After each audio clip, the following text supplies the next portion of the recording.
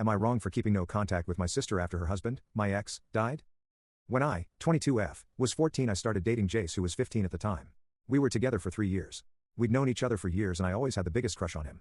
My sister Lauren, 23F now, knew. She was one of my best friends and I thought we told each other everything. But Lauren and Jace were cheating behind my back and Lauren got pregnant.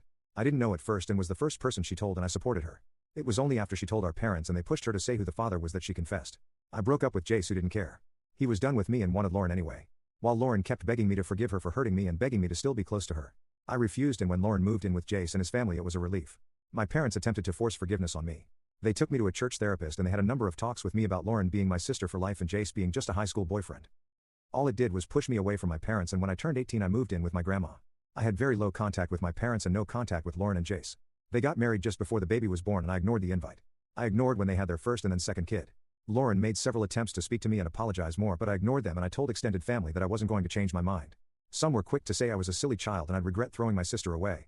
Others said I was so young and we both were, and hurting people's feelings when you're young happens, and why couldn't I hate Jace and forgive Lauren? My grandma always said nobody was making it better by pushing. Grandma stood by me through all of this. When Lauren asked her to help pull off a surprise reunion so she could speak to me, grandma turned her down. She told Lauren she wasn't coming to the house as long as I lived here. And she told her she would not help her trick me or anything crazy like that.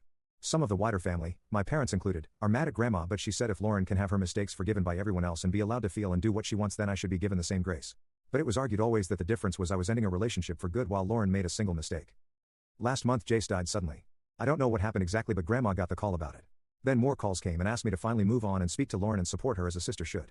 I didn't go to the funeral and neither did grandma actually.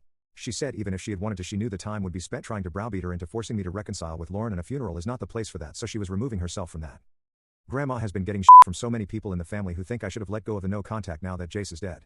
Since I never answer to any family members who think I need to forgive Lauren, they go through her. I hate that she deals with it. But she doesn't block them because she wants to see just how far they'll go with her. She said they're helping her trim her will. Which I find funny and I love grandma's humor. But I feel awful that she's getting the abuse the rest of the family can't give me. It made me want to ask if I'm TA for keeping the no contact going with Lauren and if people outside my family think I'm a monster. I have the support of friends and also some family. It's just, I know we were really young when all this happened. I know once Jace cheated with Lauren he would have done it with anyone. So I know it's not like we'd have lasted like I imagined.